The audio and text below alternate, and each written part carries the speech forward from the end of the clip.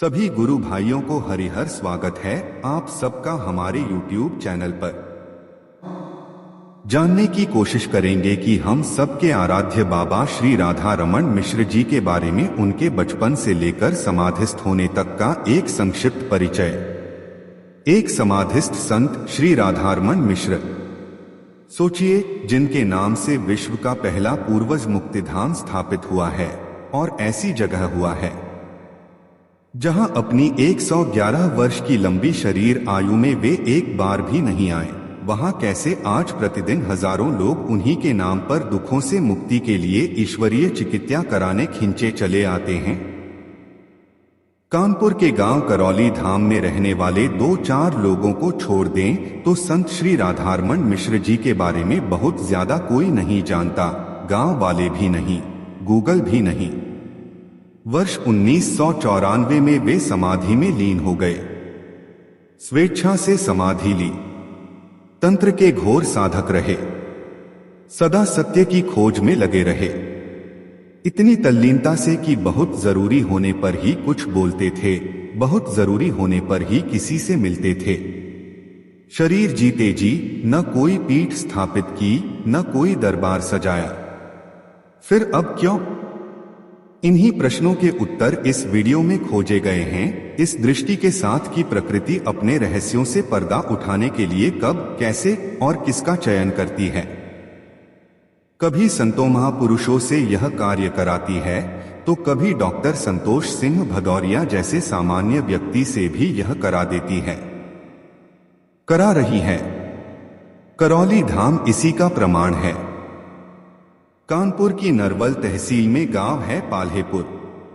वहां के निवासी श्री शिव शंकर मिश्र व माता कांता जगरानी देवी के पुत्र के रूप में 1883 में श्री राधा रमण मिश्र जी का जन्म हुआ। कहते हैं पूत के पांव पालने में दिख जाते हैं। राधारमण जी के पांव भी ऐसे ही थे, किसी तलाश में ये भटकते ही रहते थे। शायद अपने पिता के संस्कारों का प्रभाव ज्यादा था। पिता तंत्र विद्या के जानकार थे, इसीलिए राधारमण जी का बचपन वैसा नहीं रहा जैसा गांव के सामान्य बच्चों का रहता है। वे पहली बार 13 वर्ष की आयु में ही घर से निकल गए, सत्य की खोज में, तंत्र विद्या में पारंगत होने के लिए। आसाम प्रदेश चले गए, माता कामाख्या की सेवा में। कई वर्ष बाद गांव पाल्हेपुर लौटे। इस दौरान वहां की व्यवस्था में कुछ फेरबदल हुआ। राधारमण जी की माता जी को उनके मायके फतेहपुर के गांव बरिगवा में नाना जी श्री रामनारायण अवस्थी की पैतृक संपत्ति मिली। इसके बाद राधारमण जी के पिताजी ने निर्णय लिया कि वे बरिगवा में ही रहेंगे। इसलिए उन्होंने गांव पाल्हेपुर की संपत्ति अपने वहीं के परिजनों में वितरित कर दी और बरिगवा आ गए। इसी प्रक्रिया और बदलाव में राधारमण जी की शरीर आयु 20 वर्ष हो गई। पिताजी ने उनकी शादी कराने का निर्णय लिया ताकि दोबारा घर से न चले जाएं।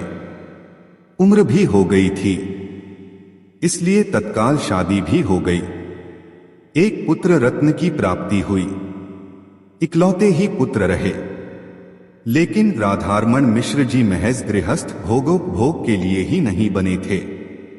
शायद नेति ने उनके लिए कुछ और निर्धारित कर रखा था।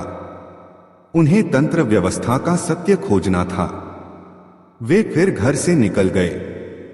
देश भर के संतों विद्वानों से मिलते रहे, लेकिन असंतुष्ट ही रहे, क्योंकि कोई भी संत उनके प्रश्नों के उत्तर नहीं दे पाते थे।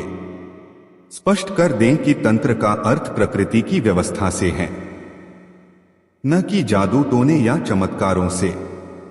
परंपरा में तंत्र के साथ मंत्र को जोड़कर संपूर्ण व्यवस्था, जिसमें कि अदृश्य जीवन भी शामिल है, उन सभी के क्रियाकलापों को देखने, समझने और मानवीय आवश्यकता होने पर सकारात्मक ऊर्जा से हस्तक्षेप करने का विधान रहा है। लेकिन तंत्र व्यवस्था की समझ न होने के बावजूद पोंगापंथियों ने इसे लोगों को प्रभावित करने और अपने हित साधने के लिए प्रयोग करना शुरू कर दिया, काले जादू की तरह से। राधारमण जी को यह सब तो करना नहीं था, बल्कि तंत्र व्यवस्था का पूरा सत्य समझना था, इसीलिए तलाश में लगे ही रहे। इसी तलाश में आसाम प्रदेश के कामरू कामाख्या मंदिर पहुंचे। वहां तंत्र व्यवस्था के महारथियों से मुलाकात हुई। उन्होंने बताया कि तप और साधना करो। ये करते रहे निरंतर करीब 30 वर्षों तक। 50 वर्ष की शरीर आयु होने तक केवल साधना और तप इतनी लगन थी। बाद में गुरुमाता कामरू कामाख्या का संरक्षण आशीर्वाद प्राप्त हुआ। इन्हें कुछ तसल्ली हुई कि कुछ मिला। फिर गांव वापस आ गए। यथोचित उपकार करने लगे, मगर बेहद शांत तरीके से। न कोई आयोजन करते, न कोई प्रचार, दान चंदा किसी से लेते नहीं थे। खेती किसानी करते थे। कहीं आते जाते भी कम ही थे। राजनीतिज्ञ, अधिकारी, व्यापारी, गृहस्थ सभी आशीर्वाद लेने बरिगवां जाते थे। कर्मों के अनुसार राहत पाते थे। इसी में राधारमण जी की आयु करीब 60 वर्ष हो चुकी थी, इसलिए अब ज्यादा दौड़ भाग नहीं करते थे या करना भी नहीं चाहते थे। शायद नीति अनुसार जरूरत भी नहीं समझते थे। अंत समय तक गांव के बीच बने मिट्टी के 2 खंडीय घर में रहे। सामने शिव मंदिर था, वहीं कुआं था। घर की छत पर तख्त डालकर बैठे रहते, वहीं लोगों से मिलते थे।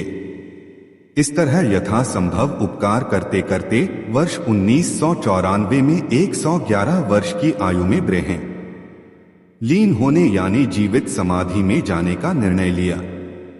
फिर घोषणा पूर्वक सभी गांव वालों को समाधि की तिथि भी बता दी। अपनी समाधि स्वयं ही तैयार कराई। समाधि में किस तरह से उन्हें बैठाना है, क्या क्या प्रक्रिया करनी है, यह भी गांव वालों को बता दिया। साथ ही एक चेतावनी भी दी कि समाधि लेते ही गांव में आंधी तूफान आएगा, डरना नहीं। ग्रामीणों ने उनके बताए समयानुसार उन्हें समाधिस्थ किया। वे बताते हैं कि उनका शरीर बहुत कोमल हो गया था, दमक रहा था और खुशबू आ रही थी।